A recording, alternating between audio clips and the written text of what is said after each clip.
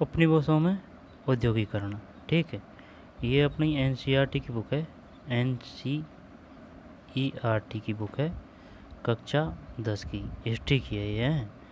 अब इसमें अपना पार्ट चल रहा है, कौन सा पार्ट चल रहा है इसमें अपना, आ जाएगा देख, भारत और समकालीन विश्व, ये तो किताब का नाम है ना, और पाठ का नाम है औद्योगिकरण का युग। ठीक, औद्योगिकरण का युग, ये है पाठ का नाम। तो चलिए, ये पढ़ दिया अपन नीचे से। स्पिनिंग जेनी, ये क्वेश्चन आ चुका है। स्पिनिंग जेनी का आविष्कार किसने किया था? जेम्स हरग्रीव्ज द्वारा 1764 में बनाई गई। इस मशीन ने कताई की प्रक्रिया तेज कर दी। Spinning jenny. अब है उपनिवेशों में औद्योगिकरण। उपनिवेशों में औद्योगिकरण।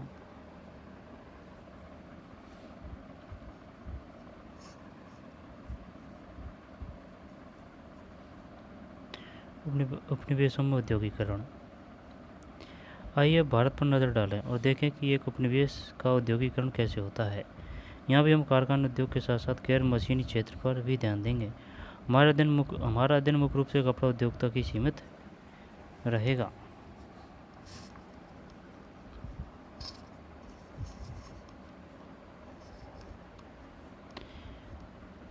उपनिवेशों में औद्योगिकरण।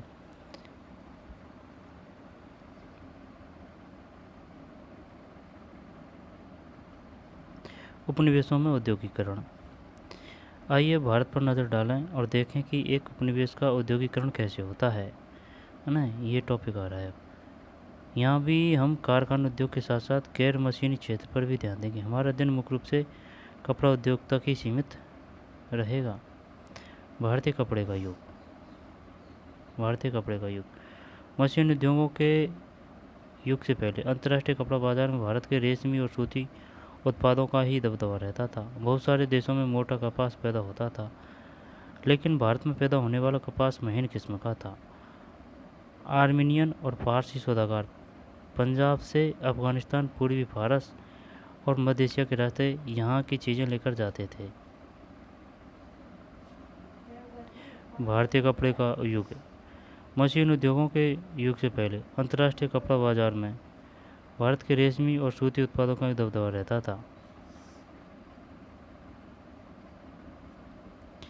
भारतीय कपड़े का युग है। मशीन उद्योगों के युग से पहले अंतर्राष्ट्रीय कपड़ा बाजार में भारत के रेशमी और सूती उत्पादों का ही दबदबा रहता था। रेशमी और सूती उत्पादों का ही। बहुत सारे देशों में मोटा अनाज व मोटा कपास पैदा होता था, लेकिन भारत में पैदा होने वाले कपास महीन किस्म का था। आर्मीनियन और फारसी सौदागर। आर्मीनियन और फारसी सौदागर पंजाब से अफगानिस्तान, पूर्वी भारत और मध्य एशिया के रास्ते यहाँ की चीज़ें लेकर जाते थे। यहाँ के बने महीन कपड़ों के थान ऊँटों की पीठ पर लादकर पश्चिमोत्तर सीमा से पहाड़ी दर्रों और रेगिस्तानों को पार ले जाए जाते थे। मुख्य पूर्व औपनिवेशिक बंदरगाहों से फलता फूलता समुद्री व्यापार चलता था। मुख्य पूर्व औपनिवेशिक बंदरगाहों से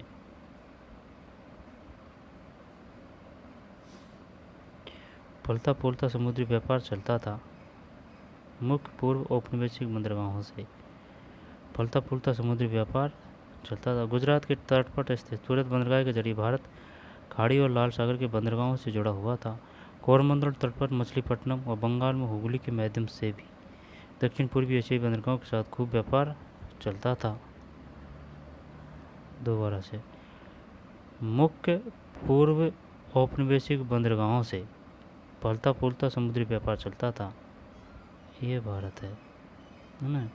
जब मुख्य पूर्व, जब पूर्व इधर है, पश्चिम इधर है, ये पूर्वी तट है, पश्चिम तट है। मुख्य पूर्व औपनिवेशिक बंदरगाहों से फलता फूलता समुद्री व्यापार चलता था। गुजरात के तट पर स्थित सूरत बंदरगाह के जरिए भारत खाड़ी और लाल सागर के बंदरगाहों से जुड़ा हुआ था। सूरत गुजरात में है। गुजरात तय तय सूरत है। कोरोमंडल तट पर मछलीपट्टनम और बंगाल में हुगली के माध्यम से भी दक्षिण पूर्वी एशियाई बंदरगाहों के साथ खूब व्यापार चलता था। यह क्वेश्चन पूछ लिया है ये। कोरोमंडल तट है, कोरोमंडल तट। जो पूर्वी समुद्री तट है, यहाँ पर पश्चिमी समुद्री तट है। कोरोमंडल, कोरोमंडल पश्चिम करते हैं। मछलीपट्टनम और बंगाल में हुगली, नहीं नहीं नहीं नहीं नहीं नहीं, ये जो मछलीपट्टनम है ना, ये तो भाई यहाँ है पूर्वी तट पर। तो पूर्वी तट पे तो कोरोमंडल यहाँ ही है। ये मालाबार है, इधर की साइड का है ना पश्चिम तट वाला, ये मालाबार है और ये है कोरोमंडल। जब कोरोमंडल है ना, और ये मालाबार। जब कोरोमंडल तट पर यह है मछलीपट्टनम। बंगाल में हुगली के माध्यम से भी दक्षिण पूर्वी एशियाई बंदरगाहों के साथ खूब व्यापार चलता था।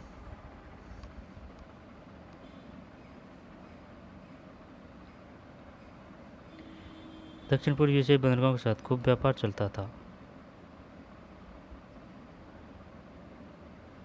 निर्यात व्यापार के इस नेटवर्क में बहुत सारे भारतीय व्यापारी और बैंकर सक्रिय थे। वे उत्पादन में पैसा लगाते थे, चीज़ों को लेकर जाते थे और निर्यातकों को पहुंचाते थे। माल भेजने वाले आपूर्ति सौदागरों के जरिए बंदरगाह नगर देश के भीतरी इलाकों से जुड़े हुए थे। ये सौदागर बुनकरों की पेशगी देते थे। मतलब निर्यात व्यापार के इस नेटवर्क में बहुत सारे भारतीय व्यापारी और बैंकर सक्रिय थे। वे उत्पादन में पैसा लगाते थे, चीज़ों को लेकर जाते थे और निर्यातकों को पहुंचाते थे। माल भेजने वाले आपूर्ति सौदागरों के जरिए बंदरगाह नगर देश के भी भीतरी इलाकों से जुड़े हुए थे। ये सौदागर बुनकरों की पेशगी देते थे, बुनकरों से तैयार कपड़ा खरीदते थे और उसे बंदरगाहों तक पहुंचाते थे। ये सौदागर बुनकरों को पेशगी देते थे और बुनकरों से तैयार कपड़ा खरीदते थे और उसे बंदरगाहों तक पहुंचाते थे। बंदरगाह पर बड़े जहाज मालिक और निर्यात व्यापारियों के दलाल कीमत पर मोल भाव करते थे और आपूर्ति सौदागरों से माल खरीद लेते थे। 1750 के दशक तक भारतीय सौदागरों के नियंत्रण वाला यह नेटवर्क टूटने लगा था। भारतीय सौदागरों के नियंत्रण वाला यह नेटवर्क टूटने लगा था।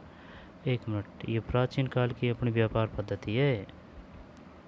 निर्यात व्यापार के इस नेटवर्क में बहुत सारे भारतीय व्यापारी और बैंकर सक्रिय थे। वे उत्पादन में पैसा लगाते थे, चीज़ों को लेकर जाते थे और निर्यातकों को पहुंचाते थे। माल भेजने वाले आपूर्ति सौदागरों के जरिए बंदरगाह नगर देश के भी भीतरी इलाकों से जुड़े हुए थे। ये सौदागर बुनकरों की पेशगी देते थे, बुनकरों को पेशगी। बुनकरों से तैयार कपड़ा खरीदते थे और उसे बंदरगाह तक पहुंचाते थे। बंदरगाह पर बड़े जहाज मालिक और निर्यात व्यापारियों के दलाल कीमत पर मोल भाव करते थे और आपूर्ति सौदागरों से माल खरीद लेते थे।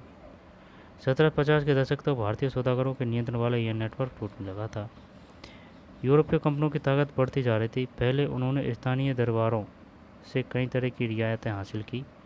इसके बाद उन्होंने व्यापार पर इजारेदारी अधिकार प्राप्त कर लिए। इजारेदारी क्या है? इससे सूरत व हुगली दोनों पुराने बंदरगाह कमज़ोर पड़ गए। इन बंदरगाहों से होने वाले निर्यात में नाटकीय कमी आई। पहले जिस कर्जे से व्यापार चलता था वह खत्म होने लगा। धीरे धीरे स्थानीय बैंकर दिवाली हो गए। 7वीं सदी के आखिरी सालों में सूरत बंदरगाह से होने वाले व्यापार का कुल 1.6 करोड़ रुपये था। 1740 के दशक तक यह गिरकर केवल 30 लाख रुपये रह गया था। कुल मूल्य 1.6 करोड़ रुपये था। 1740 के दशक तक यह गिरकर 30 लाख रुपये रह गया था।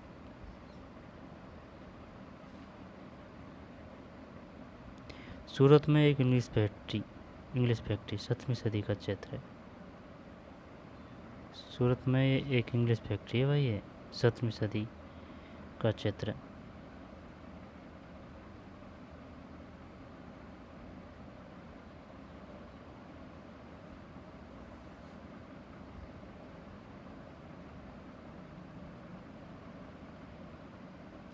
शायद समुद्र है आसपास, ये समुद्री तो नहीं है।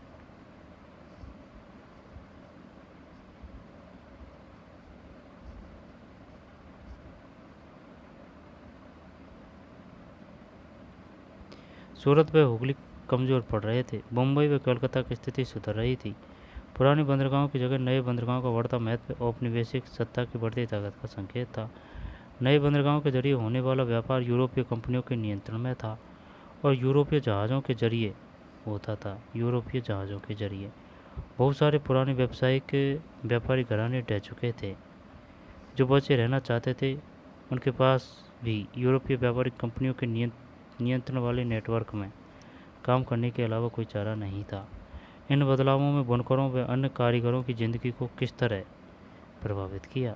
बुनकरों का क्या हुआ? 1760 के दशक के बाद ईस्ट इंडिया कंपनी की सत्ता के सुदृढ़ीकरण की शुरुआत में भारत के कपड़ा निर्यात में गिरावट नहीं आई।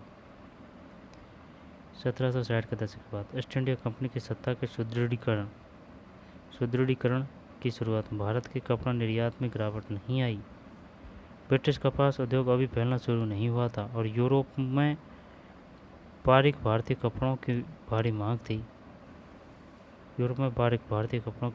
इसलिए कंपनी भी भारत में होने वाले कपड़े के निर्यात को ही फैलाना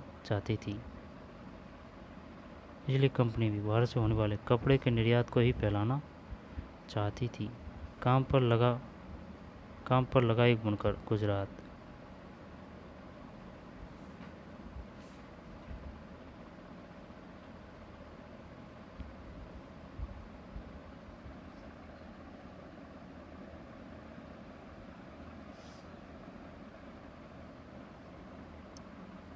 इसलिए कंपनी भी भारत में होने वाले कपड़े के निर्यात को ही फैलाना चाहती थी।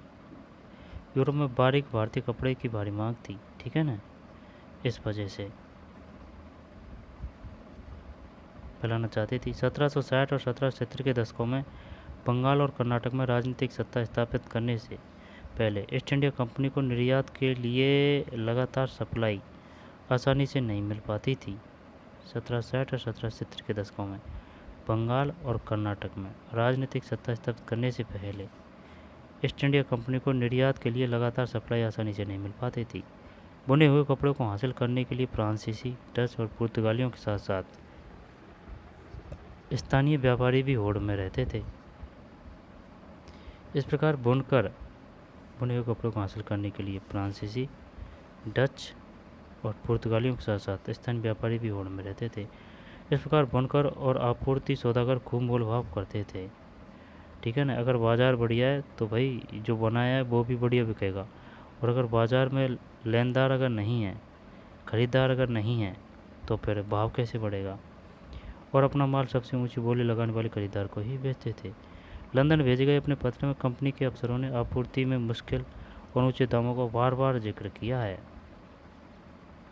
लेकिन एक बार ईस्ट इंडिया कंपनी की राजनीतिक सत्ता स्थापित हो जाने के बाद कंपनी व्यापार पर अपने एकाधिकार का दावा कर सकती थी। फलस्वरूप उसने प्रतिस्पर्धा खत्म करने, लागतों पर अंकुश रखने और कपास व रेशम से बनी चीज़ों की नियमित आपूर्ति सुनिश्चित करने के लिए प्रबंधन और नियंत्रण की एक नई व्यवस्था लागू कर दी। यह काम कई चरणों में किया गया। नियमित आपूर्ति सुनिश्चित करने के लिए प्रबंधन यानी कि मैनेजमेंट और नियंत्रण कंट्रोल की एक नई व्यवस्था लागू कर दी। यह काम कई चरणों में किया गया। पहला है, कंपनी ने कपड़ा व्यापार में सक्रिय व्यापारियों और दलालों को खत्म करने तथा बुनकरों पर ज़्यादा प्रत्यक्ष नियंत्रण स्थापित करने की कोशिश की। कंपनी ने बुनकरों पर निगरानी रखने, माल इकट्ठा करने और कपड़ों की गुणवत्ता जांचने के लिए वेतनभोगी कर्मचारी तैनात कर दिए, जिन्हें गुमाश्ता कहा जाता था।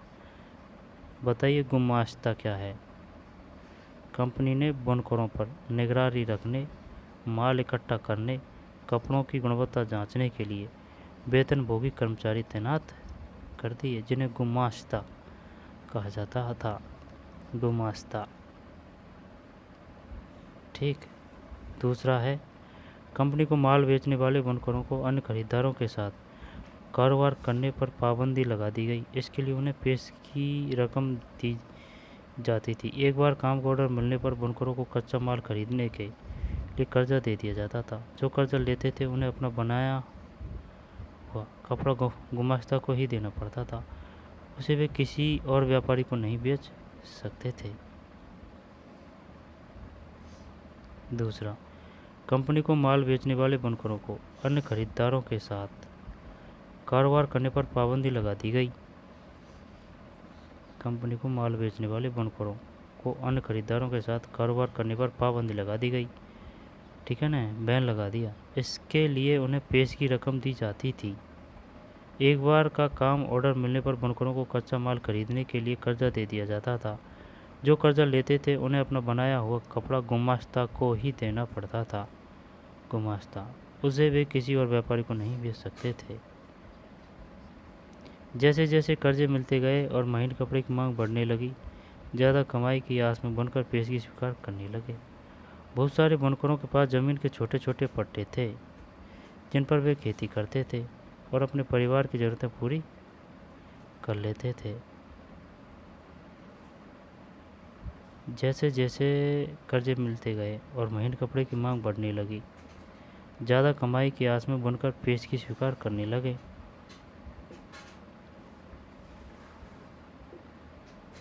पेशगी मतलब पेशगी स्वीकार करने लगे। बहुत सारे बुनकरों के पास ज़मीन के छोटे छोटे पट्टे थे जिन पर वे खेती करते थे और अपने परिवार की ज़रूरतें पूरी कर लेते थे।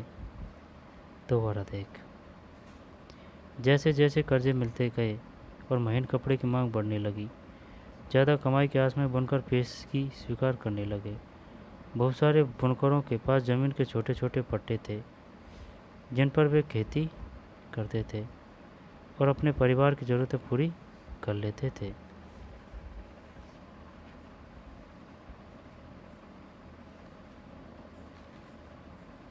अब इस ज़मीन को भाड़े पर देकर पेशगी, है ना, बहुत सारे बुनकरों के पास ज़मीन के छोटे छोटे पट्टे थे जिन पर वे खेती करते थे और अपने परिवार की ज़रूरतें पूरी कर लेते थे। अब वे इस ज़मीन को भाड़े पर देकर पूरा समय बुनकरी में लगाने लगे। अब पूरा परिवार यही काम करने लगा। बच्चे व औरतें सभी कुछ न कुछ काम करते थे। लेकिन जल्दी बहुत सारे बुनकर गांवों में बुनकरों और गुमास्तों के बीच टकराव की खबरें आने लगी। इससे पहले आपूर्ति सौदागर अक्सर बुनकर गांवों में ही रहते थे और बुनकरों से उनके नज़दीकी ताल्लुकात होते थे। सौदागर अक्सर बुनकर गांवों में ही रहते थे और बुनकरों से उनके नज़दीकी ताल्लुकात होते थे। वे बुनकरों की ज़रूरतों का ख्याल रखते थे और संकट के समय उनकी मदद, यानी पहला वाला सिस्टम सही था, उनकी मदद करते थे। नए गुमाश्ता बाहर के लोग थे, उनका गांवों से पुराना सामाजिक संबंध नहीं था। वे दम्भपूर्ण व्यवहार करते थे, यानी कि घमंडपूर्वक। सिपाहियों व चपरासियों को लेकर आते थे और माल समय पर तैयार नहीं होने की स्थिति में बुनकरों को सजा देते थे। सजा के तौर पर बुनकरों को अक्सर पीटा जाता था और कोड़े बरसाए जाते थे। अब बुनकर न तो दाम पर मोल भाव कर सकते थे और न ही किसी को माल बेच सकते थे। उन्हें कंपनी से जो कीमत मिलती थी वह बहुत कम थी, पर वे कर्जों की वजह से कंपनी से बंधे हुए थे। कर्नाटक और बंगाल में बहुत सारे स्थानों पर बुनकर गांव छोड़कर चले गए। वे अपने रिश्तेदारों के यहाँ किसी और गांव में करगा लगा लेते थे। कई स्थानों पर कंपनी और उसके अफसरों का विरोध करते हुए गांव के व्यापारियों के साथ मिलकर बुनकरों ने बगावत कर दी। कुछ समय बाद बहुत सारे बुनकर कर्जा लौटाने से इनकार करने लगे। उन्होंने कर्जे बंद कर दिए और खेतों में मजदूरी करने लगे।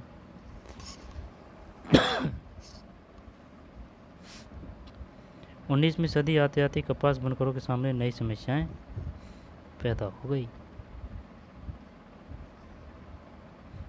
पटना के आयुक्त ने लिखा, ऐसा लगता है 20 साल पहले जहानाबाद और बिहार में कपड़ों का बड़े पैमाने पर उत्पादन होता था।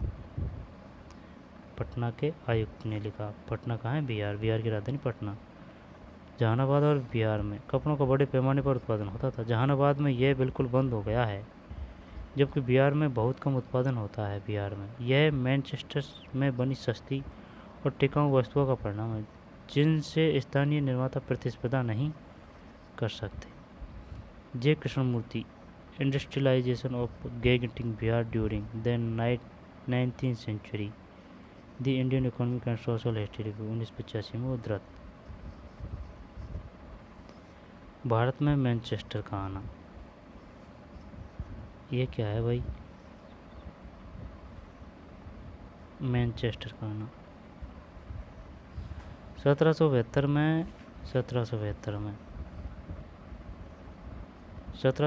में ईस्ट इंडिया कंपनी के अफसर हेनरी पतुलो ने कहा था कि भारतीय कपड़े की मांग कभी कम नहीं हो सकती थी, क्योंकि दुनिया के किसी और देश में इतना अच्छा माल नहीं बनता।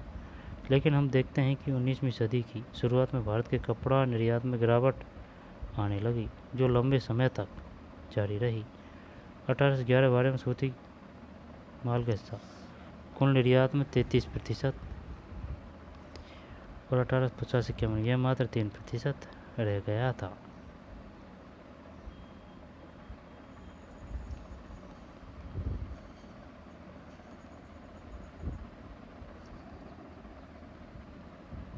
मैनचेस्टर का आना 1772 में ईस्ट इंडिया कंपनी के अफसर हेनरी पतुलो बात है 1772 की, कहा था कि भारतीय कपड़े की मांग कभी कम नहीं हो सकती, क्योंकि दुनिया के किसी और देश में इतना अच्छा माल नहीं बनता। लेकिन हम देखते हैं कि 19वीं सदी की शुरुआत भारत के कपड़ा निर्यात में गिरावट आने लगी, जो लंबे समय तक जारी रही। 1811-12 में सूती माल का हिस्सा कुल निर्यात में 33% था। 1850-51 में यह मात्र 3% रह गया था। देख ले, 33 से 3 रह गया भाई 1811-12 में, 1811-12 से 1850-51 में। ऐसा क्यों हुआ? इसके निहितार्थ क्या थे? जब इंग्लैंड में कपास उद्योग विकसित हुआ तो वहाँ के उद्योगपति दूसरे देशों में आने वाले आयात को लेकर परेशान दिखाई देने लगे। उन्होंने सरकार पर दबाव डाला कि वह आयातित कपड़े पर आयात शुल्क वसूल करे, जिससे मैनचेस्टर में बने कपड़े बाहरी प्रतिस्पर्धा के बिना इंग्लैंड में आराम से बिक सके। बाहरी प्रतिस्पर्धा के बिना इंग्लैंड में आराम से बिक सके। जब इंग्लैंड में कपास उद्योग विकसित हुआ तो वहाँ के उद्योगपति दूसरे देशों से आने वाले आयात को लेकर परेशान दिखाई देने लगे। ठीक, उन्होंने सरकार पर दबाव डाला कि वह आयातित कपड़े पर आयात शुल्क वसूल करे, ठीक है ना, टैक्स वसूल करे, जिससे मैनचेस्टर में बने कपड़े बाहरी प्रतिस्पर्धा के बिना इंग्लैंड में आराम से बिक सके। मैनचेस्टर में बने कपड़े बाहरी प्रतिस्पर्धा के बिना इंग्लैंड में आराम से बिक सके। दूसरी तरफ उन्होंने ईस्ट इंडिया कंपनी पर दबाव डाला कि वह ब्रिटिश कपड़ों और भारतीय बाजारों में भी बेचें। ब्रिटिश कपड़ों को भारतीय बाजारों में भी बेचें। 19वीं सदी की शुरुआत में ब्रिटेन के वस्त्र उत्पादों के निर्यात में नाटकीय वृद्धि हुई। 18वीं सदी के आखिर में भारत में उत्पादों का न के बराबर निर्यात होता था। 1850 तक आते आते सूती का आयात भारतीय आयात में 31% हो चुका था। 1870 तक यह आंकड़ा 50% से ऊपर चला गया। जब क्या चला गया 50% ऊपर? 19वीं सदी की शुरुआत में ब्रिटेन के वस्त्र उत्पादों के निर्यात में नाटकीय वृद्धि हुई। 19वीं सदी की शुरुआत ब्रिटेन के वस्त्र उत्पादों के निर्यात में नाटकीय वृद्धि हुई। 18वीं सदी के आखिर में भारत में उत्पादों का न के बराबर निर्यात होता था।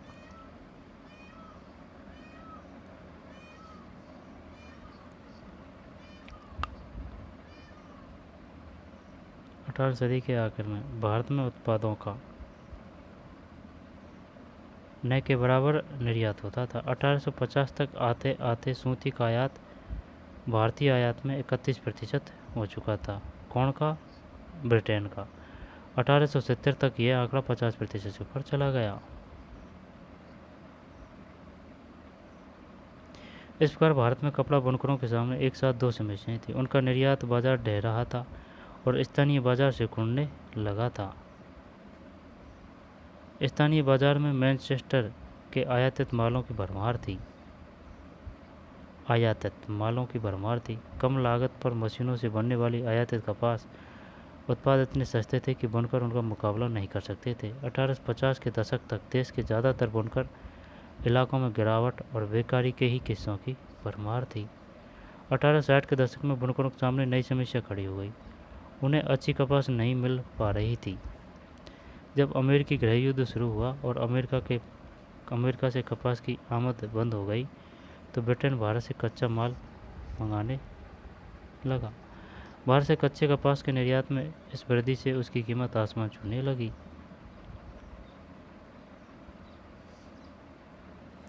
अमेरिका से कपास की आमद बंद हो गई। तो ब्रिटेन भारत से जब अमेरिकी गृह युद्ध शुरू हुआ और अमेरिका से कपास की आमद बंद हो गई,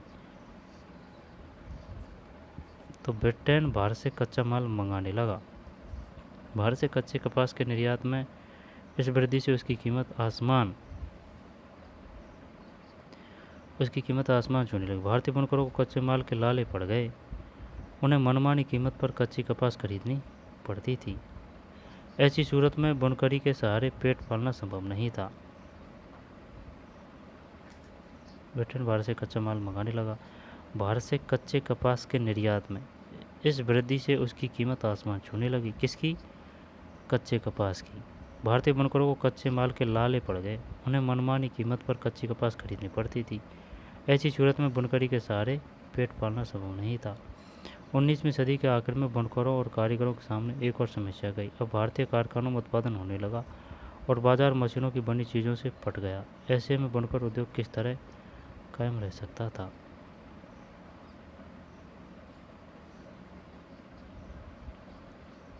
जो रहा है उसको देख लेते हैं। ये चित्र बनाया है, पेंटिंग है ना, चित्र है। बॉम्बे हार्बर 18वीं सदी के आखिरी का चित्र है। 18वीं सदी के आखिर का चित्र। बम्बई और कोलकाता 1780 के दशक से व्यापारी बंदरगाह के रूप में विकसित होने लगे थे। बम्बई और कोलकाता 1780 के दशक से व्यापारिक बंदरगाहों के रूप में विकसित होने लगे थे। यह पुरानी व्यापारिक व्यवस्था के पतन और औपनिवेशिक अर्थव्यवस्था के विकास का समय था। बम्बई और कलकत्ता 1780 के दशक से व्यापारिक बंदरगाहों के रूप में विकसित होने लगे। यह पुरानी व्यापारिक व्यवस्था के पतन और औपनिवेशिक अर्थव्यवस्था के विकास का समय था। 1780। बॉम्बे हार्बर।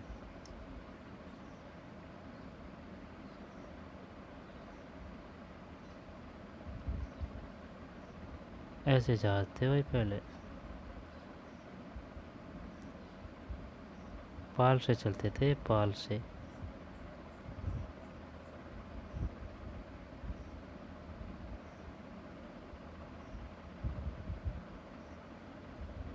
ये आने जाने का है ना, जैसे जहाज यहाँ खड़े हो जाते हैं तो यहाँ से सामान जाता होगा।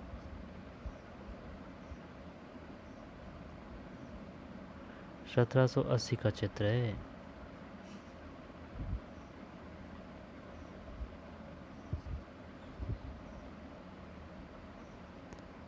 स्रोत के census report of the central provinces में बुनकरों के कोष्ठी समुदाय के बारे में कहा गया था।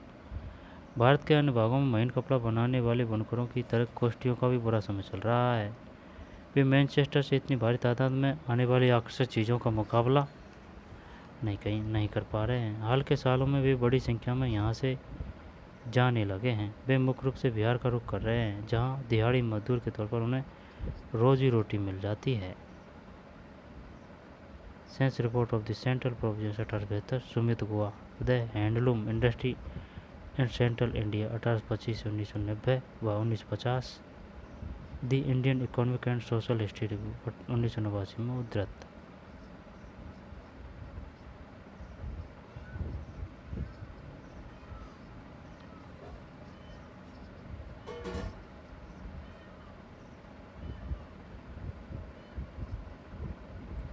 आगे चलते हैं।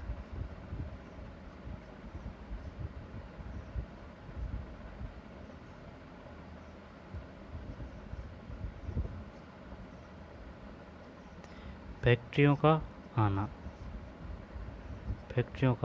बम्बई में पहली कपड़ा मिल 1854 में लगी और 2 साल बाद उसमें उत्पादन होने लगा। 1862 तक वहाँ ऐसी 4 मिलें काम कर रही थी। उनमें 94,000 तकलियाँ और 2,150 करघे थे। 94,000 तकलियाँ और 2,150 करघे थे। ठीक है ना। सबसे पहले मिल कहाँ लगी? बम्बई में। और 2 साल बाद उत्पादन होने लगा और 1862 तक वहाँ ऐसी 4 मिल काम कर रही थी।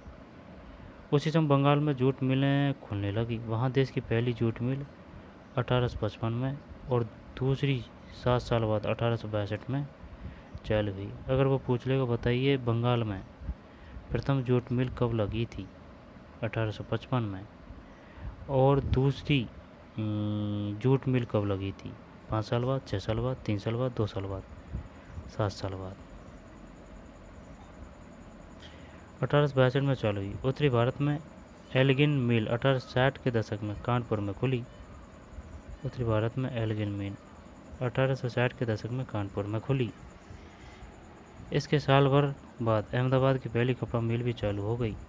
1874 में मद्रास में पहली कताई और बुनाई मिल खुल गई थी।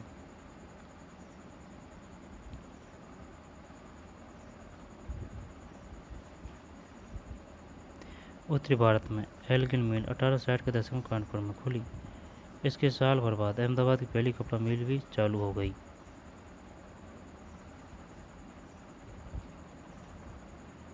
कानपुर में खुली। एलिगन मिल 1860 के दशक में कानपुर में खुली। इसके साल भर बाद अहमदाबाद की पहली कपड़ा मिल भी चालू हो गई। 1864 में मद्रास में पहली कताई और बुनाई मिल खुल गई।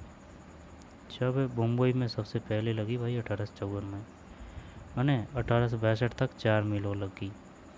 जेके बाद में सबसे पहले जूट मिल लगी बंगाल में 1855 में, और 7 साल बाद 1862 में चालू हुई दूसरी। ठीक है। और कानपुर में 1860 में एल्गिन मिल।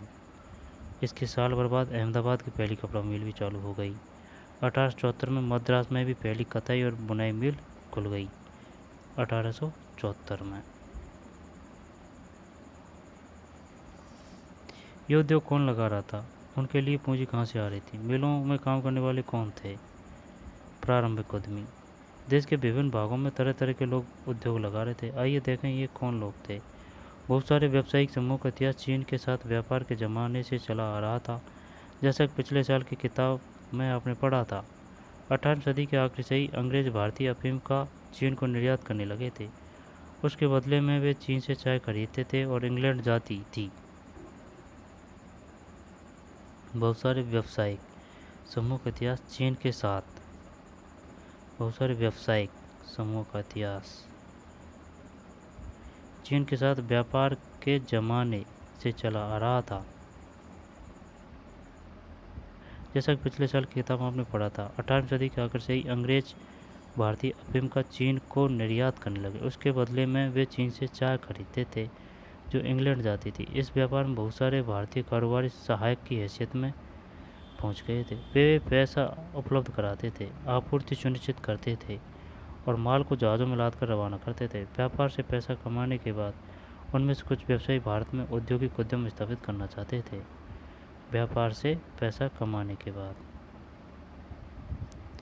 उद्यम स्थापित करना चाहते थे। बंगाल में द्वारकानाथ टैगोर ने चीन के साथ व्यापार में खूब पैसा कमाया। द्वारकानाथ टैगोर, रविंद्रनाथ टैगोर चीन के साथ व्यापार में खूब पैसा कमाया और वे उद्योगों में निवेश करने लगे। 1830 और 1840 के दशकों में उन्होंने 6 संयुक्त उद्यम कंपनियां लगा दी भाई। द्वारकानाथ टैगोर 1840 के दशक में आए व्यापक व्यावसायिक संकटों में औरों के साथ साथ टैगोर के उद्यम भी बैठ गए। लेकिन 19वीं सदी में चीन के साथ व्यापार करने वाले बहुत सारे व्यवसायी सफल उद्योगपति भी साबित हुए। अच्छा, पोमुये डिनेस शॉप पेटेट और आगे चलकर देश में विशाल औद्योगिक साम्राज्य स्थापित करने वाले जमशेदी नूसरबानजी टाटा जैसे पारसियों ने आंशिक रूप से चीन को निर्यात करके बम्बई में डेनेसा पेटेट और आगे चलकर देश में विशाल औद्योगिक साम्राज्य स्थापित करने वाले जमशेदजी नूसरबानजी टाटा जैसे पारसियों ने आंशिक रूप से चीन को निर्यात करके और आंशिक रूप से इंग्लैंड को कच्ची कपास निर्यात करके पारसियों ने आंशिक रूप से चीन को निर्यात करके और आंशिक रूप से इंग्लैंड को कच्ची कपास निर्यात करके पैसा कमा लिया था। 1917 में कलकत्ता में देश की पहली जूट मिल लगाने वाले मारवाड़ी व्यवसायी सेठ हुकुमचंद ने भी चीन के साथ व्यापार किया था। इंग्लैंड को कच्ची कपास निर्यात करके पैसा कमा लिया था।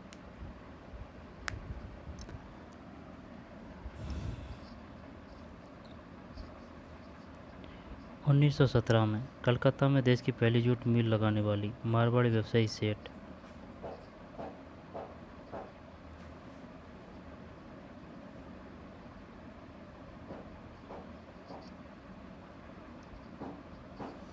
बॉम्बे में डिनेशा पेटेंट और आगे चलकर देश में विशाल औद्योगिक साम्राज्य स्थापित करने वाले जमशेदजी नुसार वानजी टाटा जैसे, पूरा नाम है टाटा का, जमशेदजी नुसार वानजी टाटा जैसे पार्सियों ने आंशिक रूप से चीन को निर्यात करके और आंशिक रूप से इंग्लैंड को कच्ची कपास निर्यात करके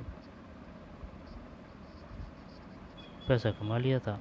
1917 में कलकत्ता में देश की पहली जूट मिल लगाने वाली मारवाड़ी व्यवसायी सेठ हुकमचंद ने भी चीन के साथ व्यापार किया था। यही काम प्रसिद्ध उद्योगपति जी.डी. बिरला के पिता और दादा ने किया। जी बिरला के पिता और दादा ने किया। द्वारकानाथ टैगोर है, रविंद्रनाथ टैगोर तो नहीं है, शायद उनका भाई बंद है यहाँ पर, टैगोर, द्वारकानाथ टैगोर। द्वारकानाथ टैगोर का विश्वास था कि भारत पश्चिमीकरण और औद्योगिकरण के रास्ते पर चलकर ही विकास कर सकता है। उन्हें जहाजरानी, जहाज निर्माण, खनन, बैंकिंग, बागान और बीमा क्षेत्र में निवेश किया था। द्वारकानाथ टैगोर।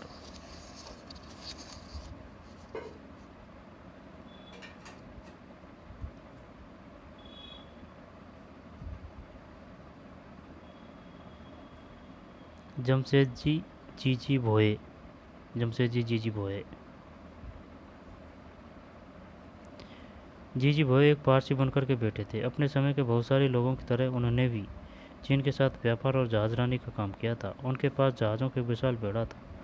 अंग्रेज और अमेरिकी जहाज कंपनियों के साथ प्रतिस्पर्धा के कारण 1850 के दशक तक उन्हें सारे जहाज बेचने पड़े थे। जमशेदजी जीजी भोये फारसी बुनकर के बेटे थे। अपने समय के बहुत सारे लोगों की तरह उन्होंने भी चीन के साथ व्यापार और जहाजरानी का काम किया था। उनके पास जहाज़ों का एक विशाल बेड़ा था। अंग्रेज और अमेरिकी जहाज कंपनियों के साथ प्रतिस्पर्धा के कारण 1850 के दशक तक उन्हें सारे जहाज बेचने पड़े।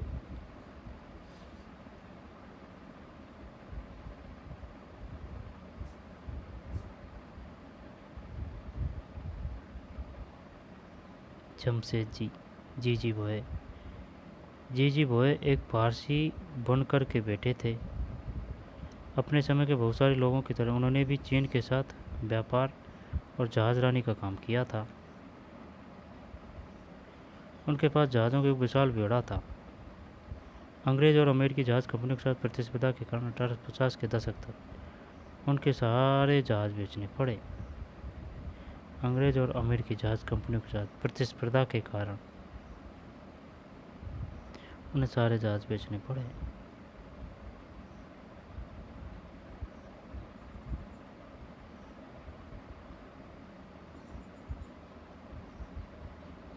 द्वारकानाथ टैगोर। द्वारकानाथ टैगोर का विश्वास था कि भारत पश्चिमीकरण और औद्योगिकरण के रास्ते पर चलकर ही विकास कर सकता है। उन्होंने जहाजरानी, जहाज निर्माण, खनन, बैंकिंग, बागान और बीमा क्षेत्र में निवेश किया था।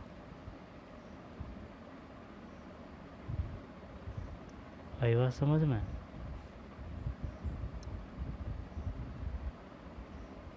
यहाँ से देख ले। प्रारंभिक उद्यमी। बहुत सारे व्यावसायिक समूह का इतिहास चीन के साथ व्यापार के ज़माने से चला आ रहा था। जैसा कि पिछले साल की किताब में आपने पढ़ा था, 18वीं सदी के आखिर से ही अंग्रेज भारतीय अफीम का चीन को निर्यात करने लगे थे। उसके बदले में चीन से चाय खरीदते थे और इंग्लैंड जाती थी। इस व्यापार में बहुत सारे भारतीय कारोबारी सहायक की हैसियत में पहुंच गए थे। वे पैसा उपलब्ध कराते थे, आपूर्ति सुनिश्चित करते थे और माल को जहाज़ों में लाद कर रवाना करते थे। व्यापार से पैसा कमाने के बाद उनमें से कुछ व्यवसायी भारत में औद्योगिक उद्यम स्थापित करना चाहते थे। बंगाल में द्वारकानाथ टैगोर ने चीन के साथ व्यापार में खूब पैसा कमाया और वे उद्योगों में निवेश करने लगे। 1830 और 1840 के दशक में उन्होंने 6 संयुक्त उद्यम कंपनियां लगा ली थी। मंदी के दौर में अच्छा, 601 उद्यम कंपनी लगा ली थी। 1840 के दशक में आए व्यापक व्यावसायिक संकटों में औरों के साथ साथ टैगोर के उद्यमी बैठ गए। लेकिन 19वीं सदी में चीन के साथ व्यापार करने वाले बहुत सारे व्यवसायी सफल उद्योगपति भी साबित हुए। मुंबई में दिनेश शाह पेटेट, आगे चलकर देश में विशाल औद्योगिक साम्राज्य स्थापन करने वाले जमशेदजी नुसरवानजी टाटा जैसे पारसियों ने आंशिक रूप से चीन को निर्यात करके और आंशिक रूप से इंग्लैंड को कच्ची कपास निर्यात करके पैसा कमा लिया था। 1917 में कलकत्ता में देश की पहली जूट मिल लगाने वाली मारवाड़ी व्यवसायी सेठ कलकत्ता में देश की पहली जूट मिल लगाने वाली मारवाड़ी व्यवसायी सेठ हुकमचंद ने भी चीन के साथ व्यापार किया था। यही कारण प्रसिद्ध उद्योगपति जीडी बिरला के पिता और दादा ने किया।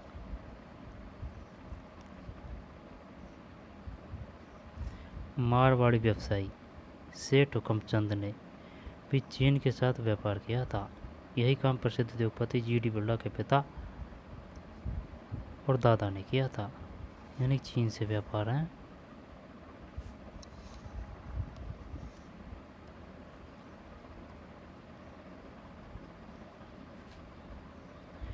आगे चलते हैं। दादा ने किया था। पूंजी इकट्ठा करने के लिए अन्य व्यापारिक नेटवर्कों का सहारा लिया गया।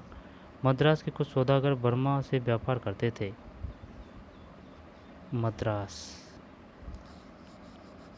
के कुछ सौदागर बर्मा से व्यापार करते थे, जबकि कुछ मध्य पूर्व व पूर्वी अफ्रीका में संबंध थे। इनके अलावा भी कुछ वाणिज्यिक समूह थे, लेकिन वे विदेश व्यापार से सीधे जुड़े हुए नहीं थे। वे भारत में ही व्यवसाय करते थे। वे एक जगह से दूसरी जगह माल ले जाते थे, सूद पर पैसा चलाते थे, एक शहर से दूसरे शहर में पैसा पहुंचाते थे। सूद पर पैसा चलाते थे, एक शहर से दूसरे शहर में पैसा पहुंचाते थे और व्यापारियों को पैसा देते थे। जब उद्योगों में निवेश के अवसर आए तो उनमें से बहुतों ने फैक्ट्रियां लगा ली।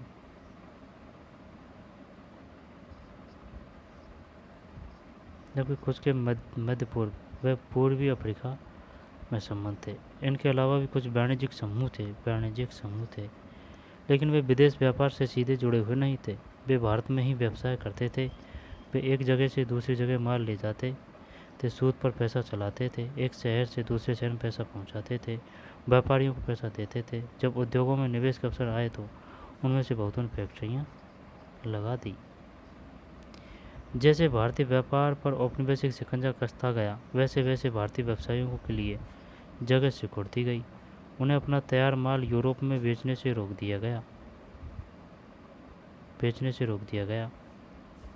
अब वे मुख्य रूप से कच्चे माल और अनाज, कच्ची कपास, अफीम, गेहूँ, नील का ही निर्यात कर सकते थे, जिनकी अंग्रेजों को जरूरत थी। धीरे धीरे उन्हें जहाजरानी व्यवसाय से भी बाहर धकेल दिया गया। पहले विश्व युद्ध तक यूरोपीय प्रबंधकीय एजेंसियां भारतीय उद्योगों के विशाल क्षेत्र का नियंत्रण करती थी। पहले विश्व युद्ध तक यूरोपीय प्रबंधकीय एजेंसियां भारतीय उद्योगों के विशाल क्षेत्र का नियंत्रण करती थी। इन्हें वर्ल्ड ईगलर्स एंड कंपनी, दोबारा देख ले। पहले विश्व युद्ध तक यूरोपीय प्रबंधकीय एजेंसियां भारतीय उद्योगों के विशाल क्षेत्र का नियंत्रण करती थी। इनमें world eaglers and company, Andrew Yule और जॉर्ज स्किनर एंड कंपनी सबसे बड़ी कंपनियां थी। ये एजेंसियां पूंजी जुटाती थी। दोबारा देख। पहले विश्व युद्ध तक यूरोपीय प्रबंधकीय एजेंसियां भारतीय उद्योगों के विशाल क्षेत्र का नियंत्रण करती थी। इनमें वर्ल्ड ईगलर्स एंड कंपनी, एक तो ये है, एंड्रू यूल और जॉर्डिन स्किनर एंड कंपनी सबसे बड़ी कंपनियां थी। ये कंपनियां पूंजी जुटाती थी, संयुक्त उद्यम कंपनियां लगाती थी, उनका प्रबंधन संभालती थी। ज़्यादातर मामलों में भारतीय वित्त पोषक फाइनेंसर पूंजी उपलब्ध कराते थे, जबकि निवेश और व्यवसाय से संबंधित फैसले यूरोपीय एजेंसियां लेती थी। यूरोपीय व्यापारियों उद्योगपतियों के अपने वाणिज्यिक परिसंघ थे, जिनमें भारतीय व्यवसायों को शामिल नहीं किया जाता था। आई बात समझ में? यूरोपीय व्यापारियों उद्योगपतियों के अपने वाणिज्यिक परिसंघ थे, जिनमें भारतीय व्यवसायों को शामिल नहीं किया जाता था।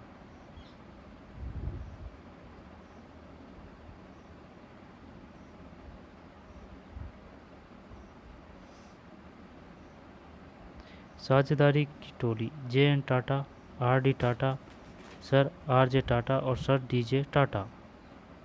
1912 में जे एन टाटा ने जमशेदपुर में भारत का पहला लोहे एवं इस्पात संयंत्र स्थापित किया। 1912 में भारत में लोहे एवं इस्पात उद्योग, कपड़ा उद्योग के काफ़ी बाद लोहे एवं इस्पात उद्योग, कपड़ा उद्योग के काफ़ी बाद शुरू हुआ। औपनिवेशिक भारत में औद्योगिक मशीनरी, रेलवे और लोकोमोटिव का ज़्यादातर आयात ही किया जाता था, इसलिए स्वतंत्र मिलने तक भारी उद्योग कोई खास आगे नहीं बढ़ सकता था। साझेदारों की टोली J N Tata, R D Tata, sir R J Tata, sir D J Tata. भारत में लोहे एवं इस्पात उद्योग, कपड़ा उद्योग के काफ़ी बाद शुरू हुआ। औपनिवेशिक भारत में औद्योगिक मशीनरी, रेलवे और लोकोमोटिव का ज़्यादातर आयात ही किया जाता था। रेलवे और लोकोमोटिव का। बताइए भारत में सबसे पहले कौन सा उद्योग लगा था? कपड़ा सबसे प्राचीन है, इसके बाद में लोहा एवं इस्पात उद्योग, फिर लोहा एवं इस्पात उद्योग पर ही आधारित थे सब उद्योग। औपनिवेशिक भारत में औद्योगिक मशीनरी, रेलवे और लोकोमोटिव का ज़्यादातर आयात ही किया जाता था, इसलिए स्वतंत्र मिलने तक भारी उद्योग कोई खास आगे नहीं बढ़ सकता था। आई बात समझ में?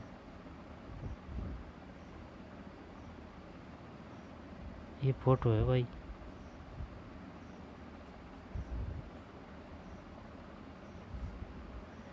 फोटो नहीं है, चित्र है शायद।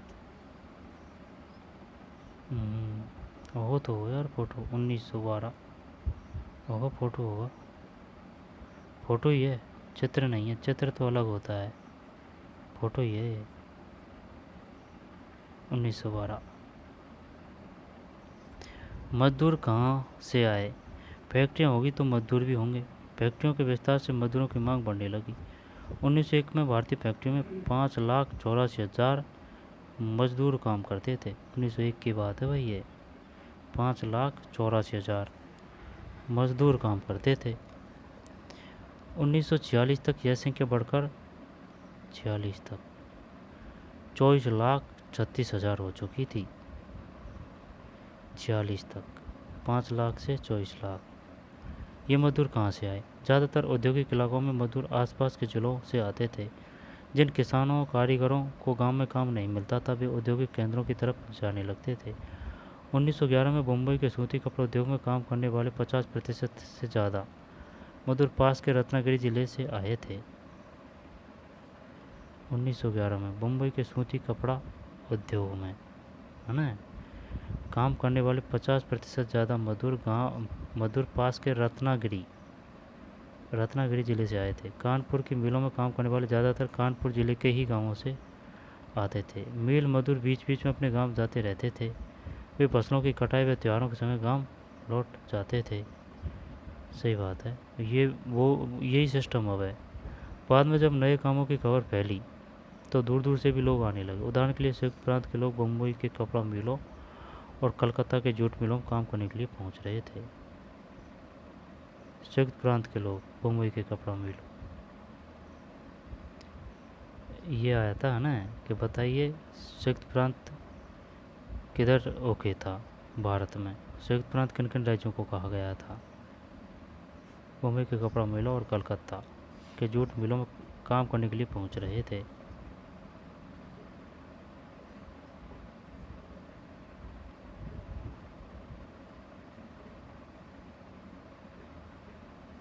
धोती पहन रखी है चारों ने, है ना, धोती कुर्ता। मुंबई के एक मिल के युवा कामगार 20वीं सदी की शुरुआत, जब मजदूर गांव जाते थे तो अच्छे कपड़े पहनने की कोशिश करते थे। मुंबई के एक मिल के युवा कामगार 20वीं सदी की शुरुआत, जब मजदूर गांव जाते थे तो अच्छे कपड़े पहनने की कोशिश करते थे। कपड़े में तो कोई कमी नहीं है भाई, ये तो बच्चे ही हैं दो तो। ये शायद ये है ना माँ रहते होंगे, तो अब माँ करके काम फिर अब ये गाँव जा रहे हैं अपने बच्चों के साथ। बच्चे काम नहीं करते थे, है ना, लिए पहुँच रहे थे। नौकरी पाना हमेशा मुश्किल था। हालांकि मिलों की संख्या बढ़ती जा रही थी और मजदूरों की मांग भी बढ़ रही थी, लेकिन रोज़गार चाहने वालों की संख्या रोज़गार के मुकाबले हमेशा ज़्यादा रहती है। और वही सिचुएशन अब है, अब तो बहुत ही सिचुएशन बिगड़ चुकी है। मिलों में प्रवेश भी निषिद्ध था। उद्योगपति नए मजदूरों की भर्ती के लिए प्राय एक जॉबर जॉबर रखते थे। जॉबर कोई पुराना और विश्वस्त कर्मचारी होता था। वह अपने काम से लोगों को लाता था, उन्हें काम का भरोसा देता था, उन्हें शहर में जमने के लिए मदद देता था और मुसीबत में पैसे से मदद करता था। जॉबर इस प्रकार जॉबर जॉबर ताकतवर और मजबूत व्यक्ति बन गया था। बाद में जॉबर मदद के बदले पैसे व तोहफों की मांग करने लगे, मजदूरों की जिंदगी को नियंत्रित करने लगे। जॉबर, बताइए जॉबर क्या है? ये आ सकता है क्वेश्चन। जॉबर जॉबर कोई पुराना और विश्वस्त कर्मचारी होता था। वह अपने गांवों से लोगों को लाता था, उन्हें काम का भरोसा देता था, उन्हें शहर में जमने के लिए मदद देता था और मुसीबत में पैसे से मदद करता था। इस प्रकार जौहर ताकतवर और मजबूत व्यक्ति बन गया था। बाद में जौहर मदद के बदले पैसे व तोहफों की मांग करने लगे और मजदूरों की ज़िंदगी को नियंत्रित करने लगे। मुख्य जौहर, इस चित्र में देखें कि उसका अंदाज और उसके कपड़ों से जौहर की सत्ता का पता चलता है। जौहर है भाई ये, झांकी है हाथ में, झांकी में कोई बदलाव नहीं है, जैसी की तैसी है। अब जॉबर है ये, जॉब दिलाता था, एक काम दिलाता था गाँवों को, गाँव वालों को। समय के साथ फैक्ट्री मजदूरों की संख्या बढ़ने लगी, लेकिन जैसा कि आप देखेंगे कुल औद्योगिक श्रम शक्ति में उनका अनुपात बहुत छोटा था।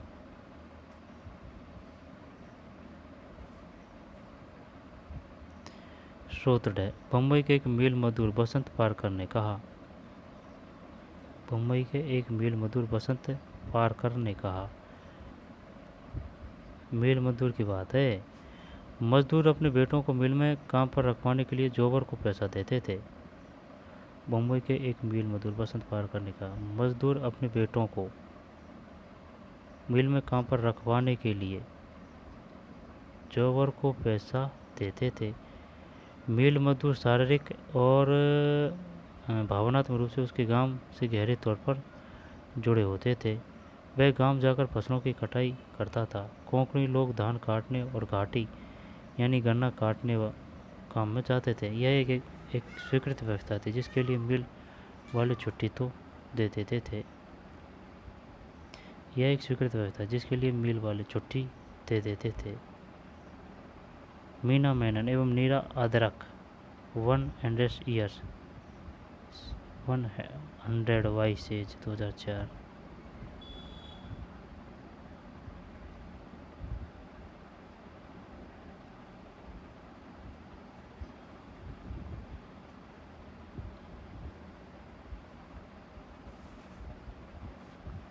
जॉबर इन्हें अलग अलग इलाकों में सरदार या मिस्त्री आदि भी कहते थे। सरदार, मिस्त्री आदि भी कहते थे।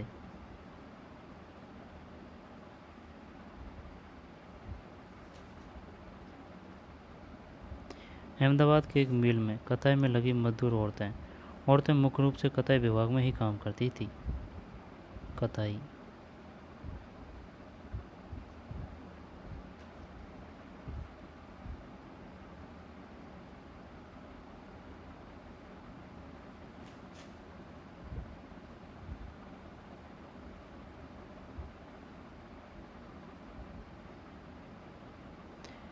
आज भोसले बम्बई के ट्रेड यूनियन कार्यकर्ता थे। 1930-40 के दशकों में बिताए अपने बचपन को उन्होंने इस प्रकार याद किया। उस ज़माने में 10 घंटे की शिफ्ट होती थी। ठीक है, शाम 5 बजे से सुबह 3 बजे तक काम के सबसे भयानक घंटे। शाम 5 बजे से सुबह 3 बजे तक काम के सबसे भयानक घंटे। मेरे पिताजी ने 35 साल नौकरी की उन्हें दमा जैसी बीमारी हो गई और वे काम करने से लाचार हो गए। दमा। इसके बाद मेरे पिताजी वापस गांव चले गए। मीना मेनन, निरादरक।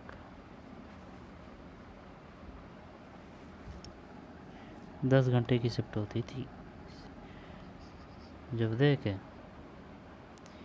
5, 6, 7, 8, 9, 10, 11, 12, 11, फिर 12, फिर 1, 2, 3, 1, 2, 3, 4, 5, 6, 7, 8, 9, 10।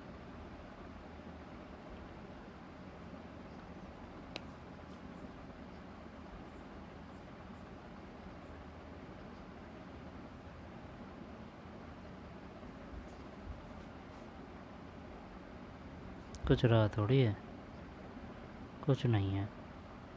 द्वारकानाथ टैगोर, जमशेदजी जी भोए। आगे चलते हैं। औद्योगिक विकास का अनूठापन, अब ये आ रहा है। औद्योगिक विकास का अनूठापन।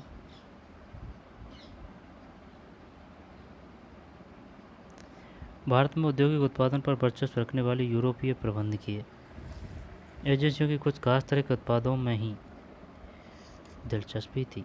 उन्होंने औपनिवेशिक सरकार से सस्ती कीमत पर जमीन लेकर चाय व कॉफ़ी के बागान लगाए, खनन, नील व जूट व्यवसाय में पैसे का निवेश किया।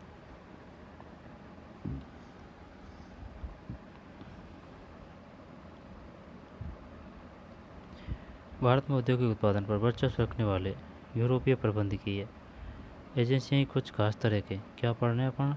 औद्योगिक विकास का अनूठापन। भारत में औद्योगिक उत्पादन पर वर्चस्व रखने वाली यूरोपीय प्रबंधकीय यानी कि मैनेजमेंट एजेंसियों कुछ खास तरह के उत्पादों में ही दिलचस्पी थी। उन्होंने औपनिवेशिक सरकार से सस्ती कीमत पर जमीन लेकर औपनिवेशिक सरकार से सस्ती कीमत पर जमीन लेकर चाय व कॉफ़ी के बागान लगाए। किसने लगाए?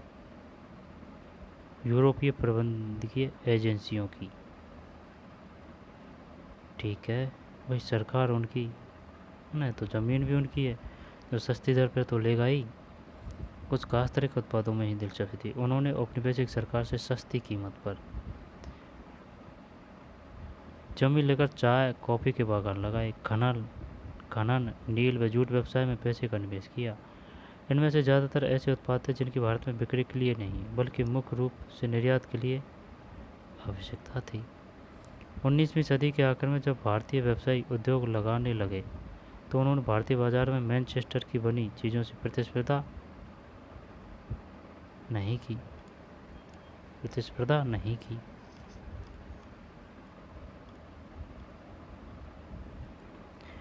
19वीं सदी के आखिर में जब भारतीय व्यवसायी उद्योग लगाने लगे तो उन्होंने भारतीय बाजार में मैनचेस्टर की बनी चीज़ों से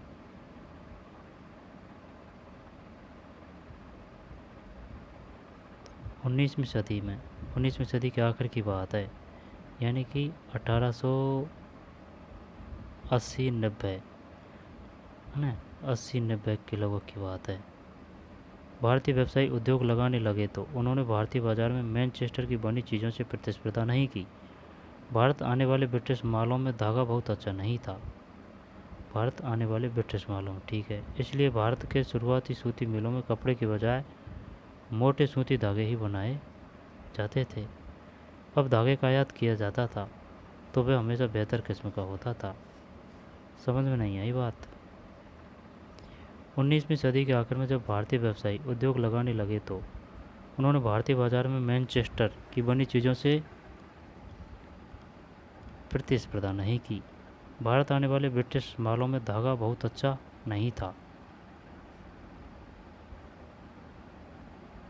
इसलिए भारत के शुरुआती सूती मिलों में कपड़े के बजाय मोटे सूती धागे ही बनाए जाते थे। जब धागे का आयात किया जाता था तो वह हमेशा बेहतर किस्म का होता था। भारतीय कताई मिलों में बनने वाले धागे का भारत के हथकरघा बनकर इस्तेमाल करते थे। भारतीय कताई मिलों में बनने वाले धागे का भारत के हथकरघा बनकर इस्तेमाल करते थे या उन्हें चीन को निर्यात कर दिया जाता था। चीन को निर्यात कर दिया जाता था।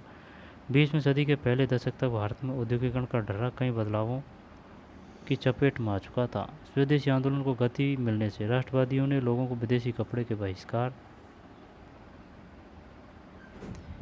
20वीं सदी के पहले दशक तक भारत में औद्योगिकरण का ढर्रा कई बदलावों की चपेट में आ चुका था। स्वदेशी आंदोलन को गति मिलने से राष्ट्रवादियों ने लोगों को विदेशी कपड़े के बहिष्कार के लिए प्रेरित किया। दोबारा देखते हैं।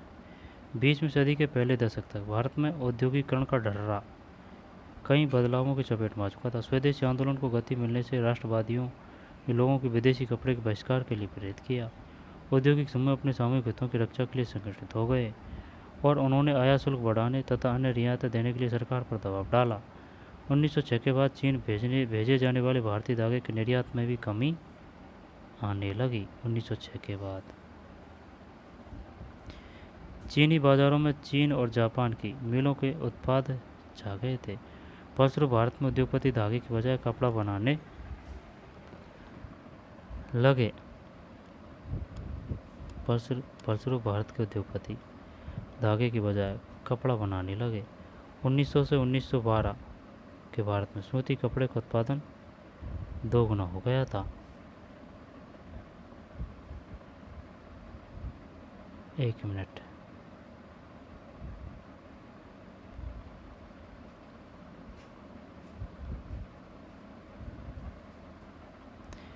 बीसवीं सदी के पहले दशक तक भारत में औद्योगिकरण का ढर्रा कई बदलावों की चपेट में आ चुका था। स्वदेशी आंदोलन को गति मिलने से राष्ट्रवादियों ने लोगों को विदेशी कपड़े के बहिष्कार के लिए प्रेरित किया।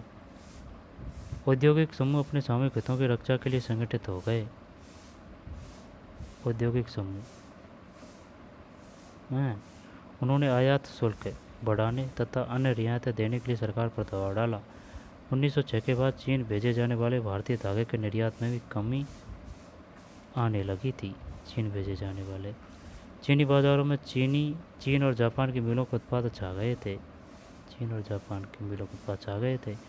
फलस्वरूप भारत के उद्योगपति धागे की बजाय कपड़ा बनाने लगे। 1900 से 1912 भारत में सूती कपड़े का उत्पादन 2 गुना हो गया भाई। 1900 से 1912 12 साल में, और ये 1906 के बाद। पहले विश्व युद्ध तक औद्योगिक विकास धीमा रहा। युद्ध ने एक बिल्कुल नई स्थिति पैदा कर दी थी। ब्रिटिश कारखाने सेना की जरूरतों को पूरा करने के लिए युद्ध संबंधी उत्पादन में व्यस्त थे, इसलिए भारत में मैनचेस्टर के माल का आयात कम हो गया। भारतीय बाजारों को रातों रात एक विशाल देसी बाजार मिल गया। ये सही है। युद्ध लंबा खिंचा तो भारतीय कारखानों में भी फौज के लिए जूट की बोरियां, फौजियों के लिए वर्दी के कपड़े, टेंट और चमड़े के जूते, घोड़े व खच्चर की जीन तथा बहुत सारे अन्य सामान बनने लगे। नए कारखाने लगाए गए। मद्रास चैम्बर ऑफ कॉमर्स का पहला दफ्तर।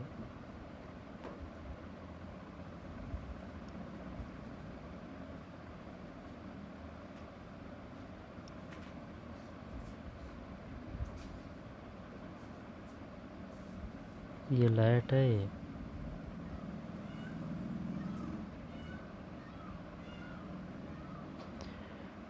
मद्रास चैम्बर ऑफ कॉमर्स का पहला दफ्तर। 19वीं सदी के आखिर तक देश के विभिन्न क्षेत्रों के व्यवसायी मिलकर चैम्बर ऑफ कॉमर्स बनाने लगे थे, ताकि सही समय से व्यवसाय कर सके और सामूहिक चिंता के मुद्दों पर फैसला ले सके। मद्रास चैम्बर ऑफ कॉमर्स का पहला दफ्तर। 19वीं सदी के आखिर तक देश के विभिन्न क्षेत्रों के व्यवसायी मिलकर चैम्बर ऑफ कॉमर्स बनाने लगे थे, ताकि सही तरह से व्यवसाय कर सके और सामूहिक चिंता के मुद्दों पर फैसला ले सके। आखिर तक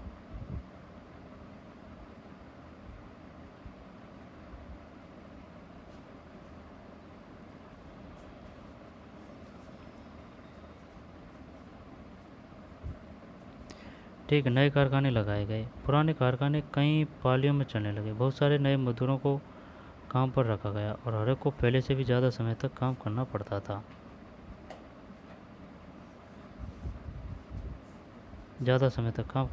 था। युद्ध के दौरान औद्योगिक उत्पादन तेजी से बढ़ा। ठीक है। पुराने कारखाने कई पालियों में चलने लगे। बहुत सारे नए मजदूरों को काम पर रखा गया और हर एक को पहले से भी ज़्यादा समय तक काम करना पड़ता था। युद्ध के दौरान औद्योगिक उत्पादन तेज़ी से बढ़ा। युद्ध के बाद भारतीय बाजार में मैनचेस्टर को पहले वाली हैसियत कभी हासिल नहीं हुई। ये बात तो सही है भाई। हैं, एक बार बात बिगड़ जाती है तो बिगड़ ही जाती है। ठीक है ना, पहले वाली से हैसियत कभी हासिल नहीं हो पाई। आधुनिकरण नहीं कर पाने और अमेरिका, जर्मनी व जापान के मुकाबले कमज़ोर पड़ जाने के कारण ब्रिटेन की अर्थव्यवस्था चरमरा गई। युद्ध ले बैठा ब्रिटेन को। कपास का उत्पादन बहुत कम रह गया था और ब्रिटेन से होने वाले सूती कपड़े के निर्यात में ज़बरदस्त गिरावट आई। उपनिवेशों में विदेशी उत्पादों को हटाकर स्थानीय उद्योगपतियों ने घरेलू बाजारों पर कब्जा कर लिया। विदेशी उत्पादों को हटाकर और धीरे धीरे अपनी स्थिति मजबूत बना ली थी। आई बात समझ में? ये थी भाई बात। विश्व युद्ध ने बिगाड़ दी सिचुएशन।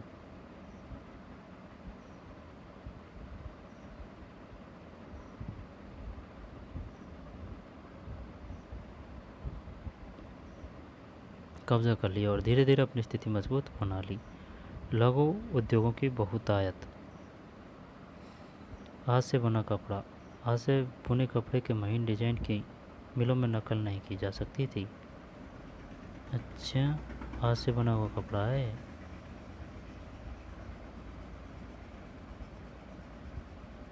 हाथ से बना हुआ कपड़ा।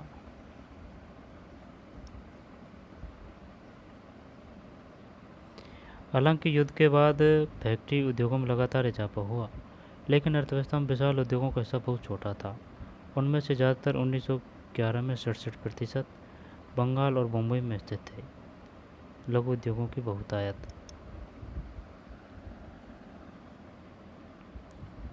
हालांकि युद्ध के बाद फैक्ट्री उद्योगों में लगातार इजाफा हुआ, लेकिन अर्थव्यवस्था में विशाल उद्योगों का हिस्सा बहुत छोटा था।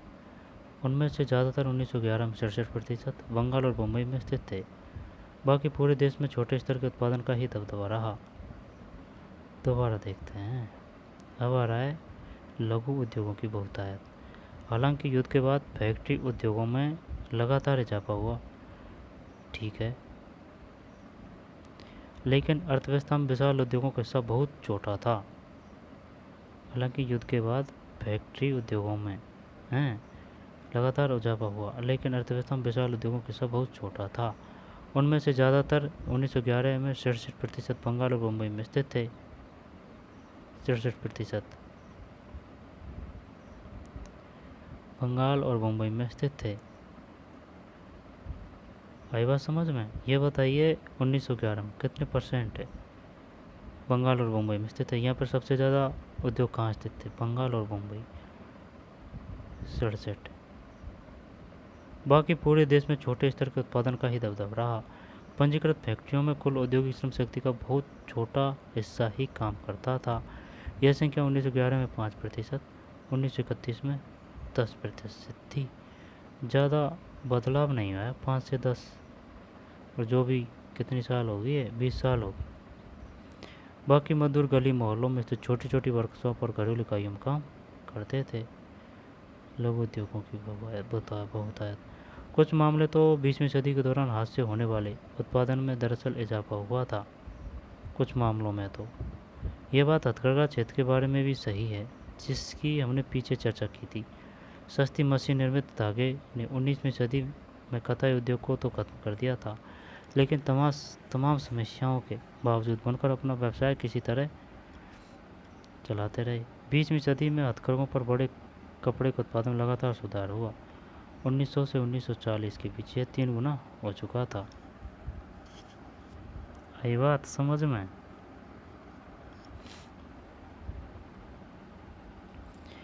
कुछ मामलों में तो 20वीं सदी के दौरान हाथ से होने वाले उत्पादन में दरअसल इजाफा हुआ था। यह बात हथकरघा क्षेत्र के बारे में भी सही है।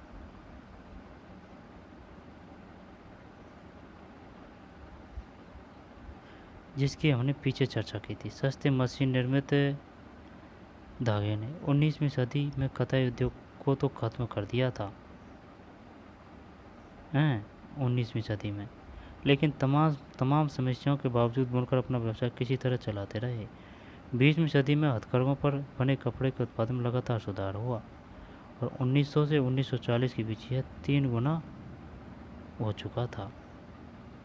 क्या क्या हो चुका था? 3 गुना। बुनकर अपना व्यवसाय हथकरघों पर बने कपड़े के उत्पादन में लगातार सुधार हुआ। ऐसा कैसे हुआ? इसके पीछे आंशिक रूप से तकनीकी बदलावों का हाथ था। अगर लागत में बहुत ज़्यादा इजाफा न हो और उत्पादन बढ़ सकता हो तो हाथ से काम करने वालों को नई तकनीक अपनाने में कोई परेशानी नहीं होती। अगर लागत में बहुत ज़्यादा इजाफा न हो और उत्पादन बढ़ सकता हो तो हाथ से काम करने वालों को नई तकनीक अपनाने में कोई परेशानी नहीं होती। इसलिए 20वीं सदी के दूसरे दशक तक आते आते हम ऐसे बुनकरों को देखते हैं जो फ्लाई शटल वाले करघों का इस्तेमाल करते थे। 1 मिनट।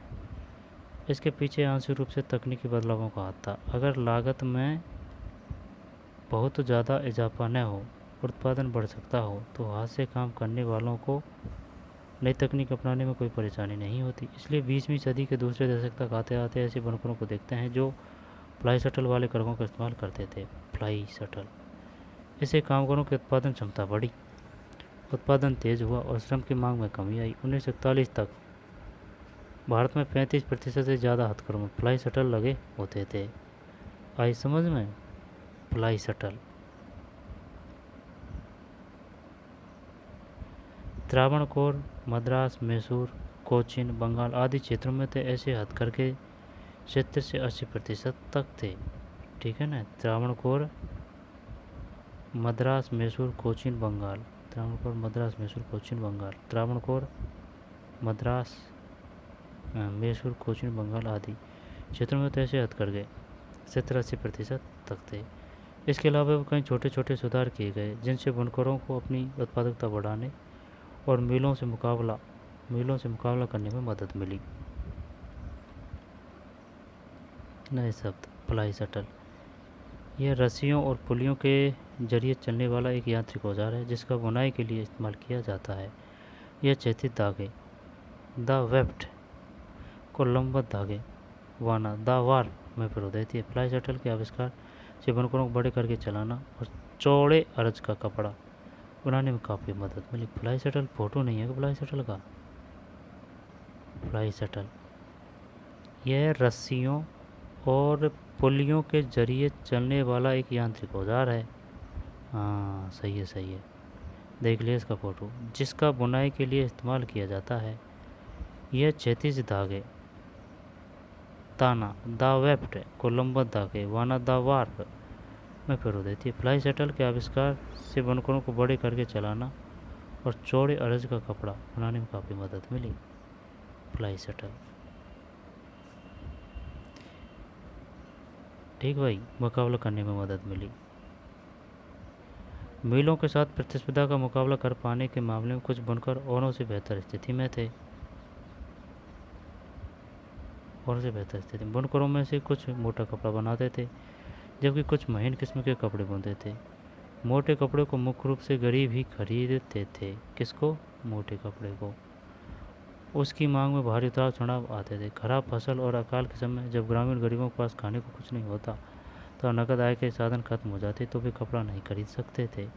बेहतर किस्म के कपड़े की मांग खाते पीते तबके में ज़्यादा थी, उसमें उतार चढ़ाव कम आते थे। जब गरीब भूखों मर रहे होते तब भी अमीर यह कपड़ा खरीद सकते थे।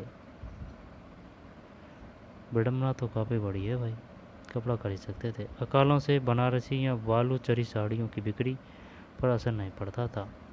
बनारसी बालूचरी बिक्री पर असर नहीं पड़ता था। वैसे भी जैसा कि हम देख चुके हैं, मील विशेष प्रकार की बुनाई की नकल नहीं कर सकते थे। मील विशेष प्रकार की बुनाई की नकल नहीं कर सकते थे। बुने हुए बॉर्डर वाली साड़ियों या मद्रास की प्रसिद्ध लुंगियों की जगह ले लेना मिलों के लिए आसान नहीं था। आई बात समझ में? बुने हुए बॉर्डर वाली साड़ियों या मद्रास की प्रसिद्ध लुंगियों की जगह मद्रास की प्रसिद्ध लुंगियों की जगह लेना मिलों के लिए आसान नहीं था। ऐसा भी नहीं है कि 20वीं सदी में उत्पादन बढ़ाते जा रहे बुनकरों व अन्य दस्तकारों को हमेशा फ़ायदा ही हो रहा था। उनकी ज़िंदगी बहुत कठोर थी। उन्हें दिन रात काम करना पड़ता था। अक्सर पूरा परिवार, बच्चे, बूढ़े, औरतें उत्पादन के किसी न किसी काम में हाथ बढ़ाता था। लेकिन ये फैक्ट्रियों के युग में अतीत के अवशेष पर नहीं थे।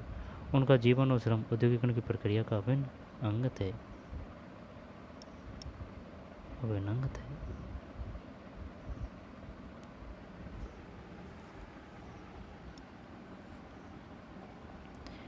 भारत में बड़े पैमाने के उद्योगों वाले इकलाक 1931 चित्र में बने गोले विभिन्न क्षेत्रों में उद्योगों का आकार को इंगित करते हैं। 31 मद्रास 1931 की बात है। मद्रास, बम्बई, मध्य प्रांत, बंगाल, पंजाब, संयुक्त प्रांत, बिहार,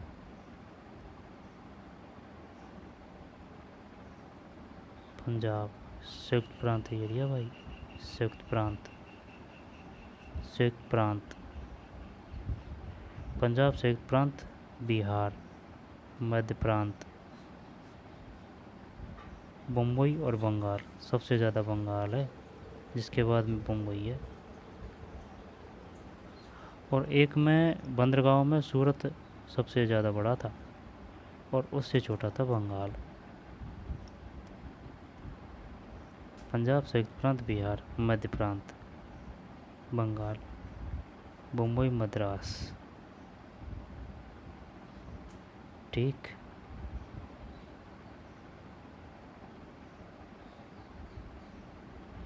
वस्तुओं के लिए बाजार, वस्तुओं के लिए बाजार कितना रहा है?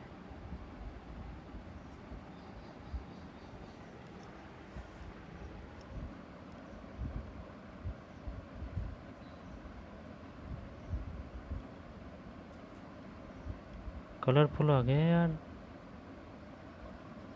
1934। हाँ हो गया है, कोई दिक्कत नहीं है। वस्तुओं के लिए बाजार। हम देख चुके हैं कि किस तरह ब्रिटिश निर्माताओं ने भारतीय बाजार पर कब्जे के प्रयास किया और किस तरह भारतीय बनकरों व दस्तकारों, व्यापारियों व उद्योगपतियों ने औपनिवेशिक नियंत्रण का विरोध किया। आयात शुल्क सुरक्षा के लिए मांग उठाई, अपने लिए जगह बनाई और अपने माल के बाजार को फैलाने का प्रयास किया।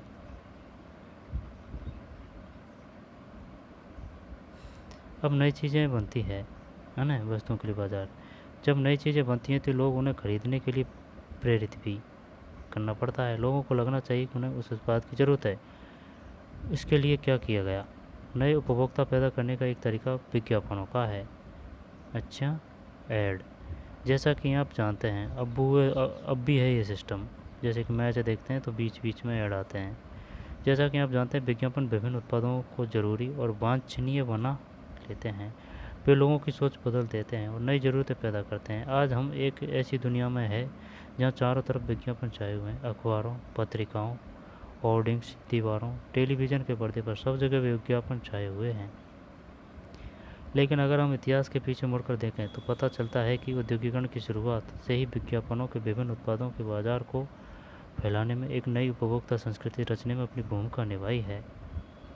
औद्योगिकरण की शुरुआत से ही विज्ञापनों ने विभिन्न उत्पादों के बाजार को फैलाने में और एक नई उपभोक्ता संस्कृति रचने में भूमिका निभाई है। जब मैनचेस्टर के उद्योगपतियों ने भारत में कपड़ा बेचना शुरू किया तो वे कपड़े के बंडलों पर लेबल लगाते थे। ठीक है ना। लेबल का फ़ायदा ये होता था कि खरीदारों को कंपनी का नाम व उत्पादन की जगह पता चल जाती थी। लेबल ही चीज़ों की गुणवत्ता का प्रतीक भी था। जब किसी लेबल पर मोटे अक्षरों में मेड इन मैनचेस्टर लिखा दिखाई देता तो खरीदारों को कपड़ा खरीदने में किसी तरह का डर नहीं रहता था। मेड इन मैनचेस्टर वैसे ही है जैसे कि ISI की मोहर देखते हैं अपन। क्राइप वाटर का कैलेंडर, एम बी धुरंधर का चित्र 1928। बच्चों की चीज़ों को प्रचार करने के लिए बाल कृष्ण की छवि का सबसे ज़्यादा इस्तेमाल किया जाता था। 1928। 1928। Woodward's gripe water keep baby well.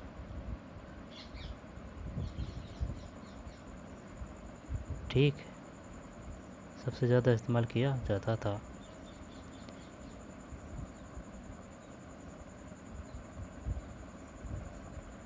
फिर के और के है ना, के को देखते हैं।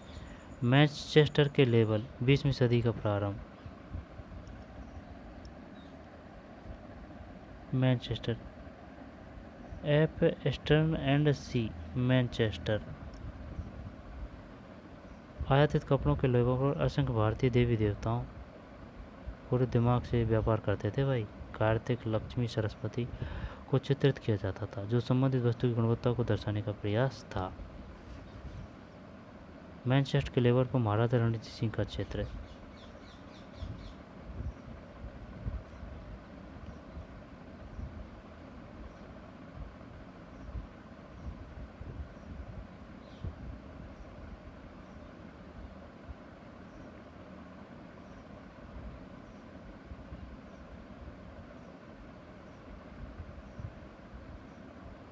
व्यापार करने के लिए अंग्रेज बनाते थे भाई, है ना, जिससे कि भारतवासियों को आकर्षित किया जा सके चीज़ें खरीदने के लिए। मैनचेस्टर के लेबर पर महाराजा रणजीत सिंह क्षेत्र। उत्पाद के प्रति सम्मान पैदा करने हेतु ऐतिहासिक व्यक्तियों का इस्तेमाल किया जा रहा था। लेबलों पर सिर्फ शब्द और अक्षर ही नहीं होते थे, उन पर तस्वीर भी बनी होती थी, जो अक्सर बहुत सुंदर होती थी। अगर हम पुराने लेबलों को देखें तो उनके निर्माताओं की सोच, उनके हिसाब किताब और लोगों को आकर्षित करने के उनके तरीक़ों का अंदाज़ा लगा सकते हैं। इन लेबलों पर भारतीय देवी देवताओं की तस्वीरें प्राय होती थी। देवी देवताओं की तस्वीरों के बहाने निर्माता ये दिखाने की कोशिश करते थे कि ईश्वर भी चाहता है कि लोग इस चीज़ को खरीदें। ठीक है ना। तस्वीर के बहाने निर्माता ये दिखाने की कोशिश करते कि ईश्वर भी चाहता है कि लोग इस चीज़ को खरीदें। कृष्ण या सरस्वती की तस्वीरों का फ़ायदा ये होता था कि विदेशों में बनी चीज़ भी भारतीयों को जानी पहचानी सी लगती थी। सही है। 19वीं सदी के आखिरी में निर्माता अपने उत्पादों को बेचने के लिए कैलेंडर छपवाने लगे। अखबारों और पत्रिकाओं को तो पढ़े लिखे लोग ही समझ सकते थे। सही है, लेकिन कैलेंडर उनको भी समझ में आ जाता थे जो पढ़ नहीं सकते थे। चाय की दुकानों, दफ्तरों, मध्यवर्गीय घरों में ये कैलेंडर लटके रहते थे। जो इन कैलेंडरों को लगाते थे वे विज्ञापन को भी हर रोज़ पूरे साल देखते थे। इन कैलेंडरों में नए उत्पादों को बेचने के लिए देवताओं की तस्वीर होती थी। देवताओं की तस्वीरों की तरह महत्वपूर्ण व्यक्तियों, सम्राटों, नवाबों की तस्वीरें भी विज्ञापनों में कैलेंडरों में खूब इस्तेमाल होती थी। इनका संदेश अक्सर होता था, अगर आप इस सही व्यक्ति का सम्मान करते हैं तो इस उत्पाद का भी सम्मान कीजिए। अगर इस उत्पाद को राजा इस्तेमाल करते हैं या उसे सही निर्देश से बनाया गया है तो इसकी गुणवत्ता पर सवाल खड़ा नहीं किया जा सकता था। उनको कर देते थे आगे हैं। जब भारतीय निर्माताओं ने विज्ञापन बनाए तो उनमें राष्ट्रवादी संदेश साफ दिखाई देता था। उनका आशय यह था कि अगर आप राष्ट्र की परवाह करते हैं तो इन चीज़ों की खरीदिए जिन्हें भारतीयों ने बनाया है। ये विज्ञापन स्वदेशी के राष्ट्रवादी संदेश के भाग बन गए। ये विज्ञापन स्वदेशी के राष्ट्रवादी संदेश के भाग बन गए थे। जैसे कि ये तो नहीं है ना। सनलाइट साबुन का कैलेंडर 1934। यहाँ भगवान विष्णु आसमान से रोशनी लाते दिखाई देते हैं। सनलाइट क्या है, माचिस है कि क्या है? सनलाइट साबुन का कैलेंडर, साबुन है सनलाइट। और ये कैलेंडर देखिए नीचे, जनवरी, फरवरी, मार्च, अप्रैल, मई, जून, जुलाई, अगस्त, सितंबर, अक्टूबर, नवंबर, दिसंबर। सनलाइट साबुन।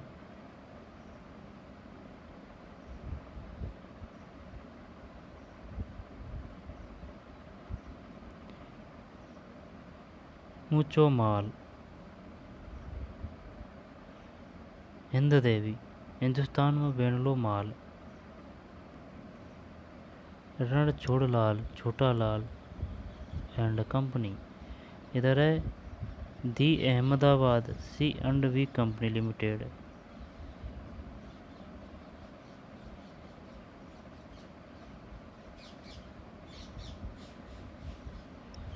क्वालिटी तो यार इनकी बढ़िया दिख रही है चित्रों की, देख है ना, ये देख चित्र, हाँ इनकी बड़ी दिख रही है चित्रों की क्वालिटी तो।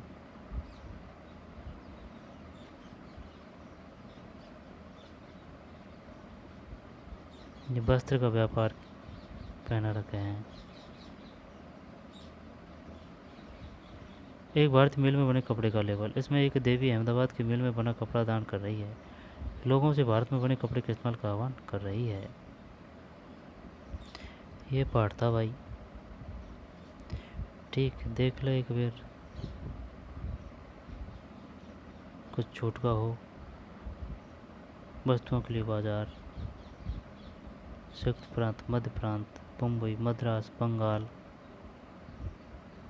नए शब्द फ्लाई शटल, हाथ से बना कपड़ा। औद्योगिक विकास का अनूठापन।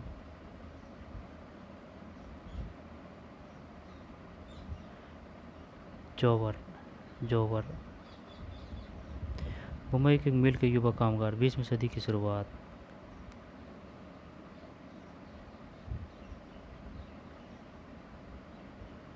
द्वारकानाथ टैगोर, फैक्ट्रियों का आना।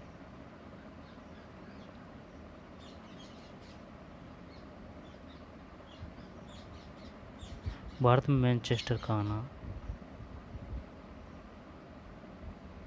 काम पर लगा एक बुनकर, गुजरात। सूरत में एक इंग्लिश फैक्ट्री, 7वीं सदी का क्षेत्र। उपनिवेशों में औद्योगिकरण।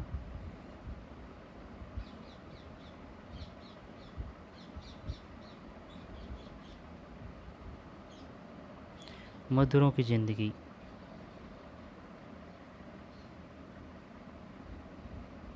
हाथ का श्रम और वाप शक्ति।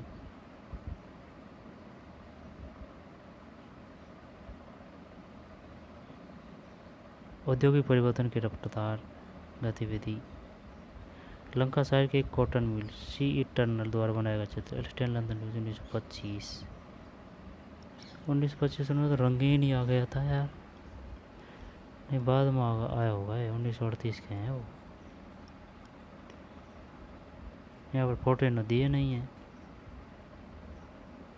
चित्र चित्र है सब। 18वीं सदी के तो चित्र हैं क्या, लेकिन 19वीं सदी में तो कैमरा आ गया था ना, औद्योगिक क्रांति से पहले। गतिविधि, प्राच्य, औद्योगिकरण का युग। तो चलिए क्वेश्चन आंसर देखते हैं।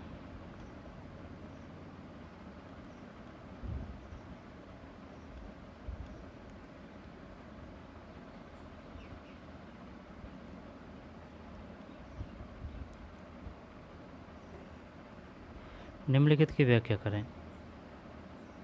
ब्रिटेन की महिला कामगारों ने स्पेनिक जैनी मशीनों पर हमले किए। ब्रिटेन की महिला कामगारों ने स्पेनिक जैनी मशीनों पर हमले किए, ठीक है ना, उनके रोजगार को छीन रही थी इस वजह से। 7वीं शताब्दी में यूरोपीय शहरों के सौदागर गांवों में किसानों और कारीगरों से काम करवाने लगे। यूरोपीय शहरों के सौदागर गांवों में किसानों और कारीगरों से। सूरत बंदरगाह 18वीं सदी के अंत तक हाशिए पर पहुंच गया था। 18वीं सदी के प्रारंभ में टॉप पे था ये, अंत तक। ईस्ट इंडिया कंपनी ने भारत में बुनकरों पर निगरानी रखने के लिए गुमास्तों को नियुक्त किया था। प्रत्येक व्यक्तियों के आगे सही या गलत लिखें। ये आ सकता है गुमास्तों क्या था, यहाँ पर क्या कार्य था, सही या गलत लिखें। 19वीं सदी के आखिर में यूरोप की कुल श्रम शक्ति का 80% तकनीकी रूप से विकसित औद्योगिक क्षेत्र में काम कर रहा था। 19वीं सदी के आखिर में यूरोप की कुल श्रम शक्ति का 80% तकनीकी रूप से विकसित औद्योगिक क्षेत्र में काम कर रहा था।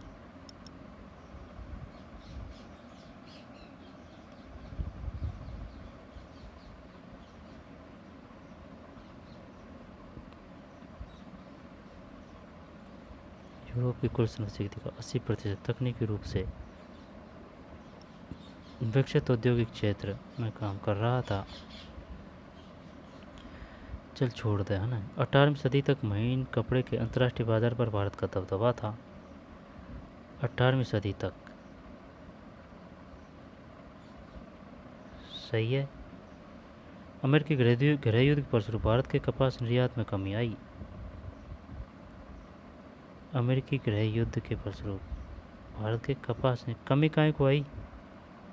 अमेरिकी गृह युद्ध हुआ था ब्रिटेन में, अमेरिका में, तो भारत के कपास निर्यात में वृद्धि आई थी। ये गलत है, वृद्धि आई।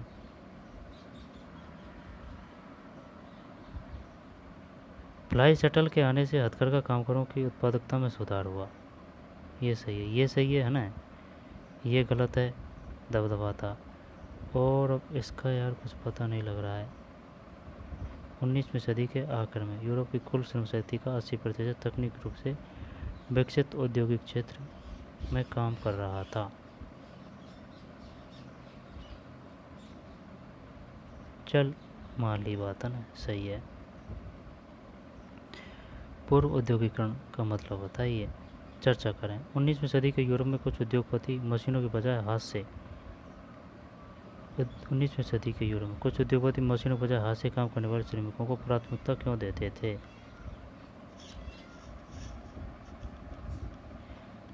क्योंकि भाई मशीन तो मशीन ही है ना। जो पतला महीन का जो धागा होता है या फिर कपड़ा होता है, महीन जो धागा होता है वो हाथों से ही बन सकती है सही तरीके से। प्राथमिकता क्यों देते थे? हैं। ईस्ट इंडिया कंपनी ने भारतीय बुनकरों से सूती और रेशमी कपड़े की नियमित आपूर्ति सुनिश्चित करने के लिए क्या किया?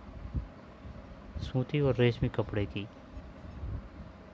नियमित आपूर्ति सुनिश्चित करने के लिए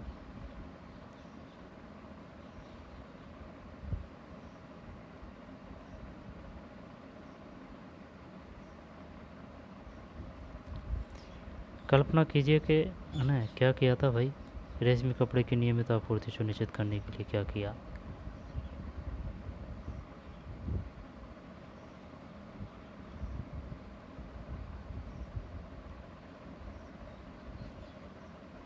कल्पना कीजिए कि आपको ब्रिटेन तथा कपास के इतिहास के बारे में विश्वकोश एनसाइक्लोपीडिया के लिए लेख लिखने को कहा गया है। इस अध्याय में दी गई जानकारी के आधार पर अपना लेख लिखिए। ब्रिटेन तथा कपास के इतिहास के बारे में विश्वकोश। पहले विश्व युद्ध के समय भारत का औद्योगिक उत्पादन क्यों बढ़ा?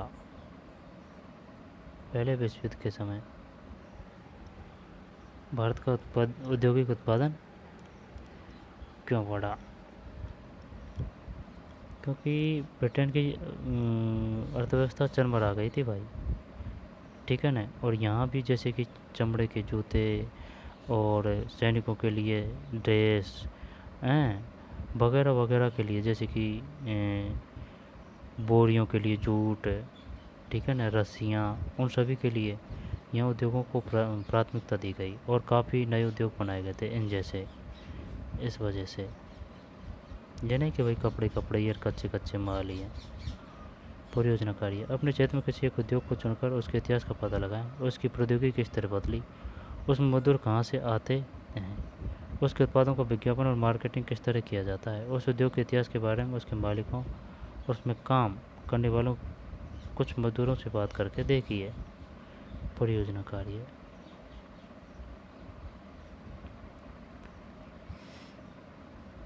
तो चलिए मिलते हैं। जाहिर उद्योगों के युग में बड़े बड़े प्रौद्योगिकी बदलाव आए, फैक्ट्रियों का उदय हुआ और नई औद्योगिक श्रम शक्ति अस्तित्व में आई। लेकिन जैसा कि आपने देखा कि इस युग में हाथ से बनने वाली चीज़ें और छोटे पैमाने का उत्पादन भी औद्योगिक भूदृश्य का एक महत्वपूर्ण हिस्सा रहा। हैं। तो चलिए मिलते हैं नए वीडियो में। धन्यवाद।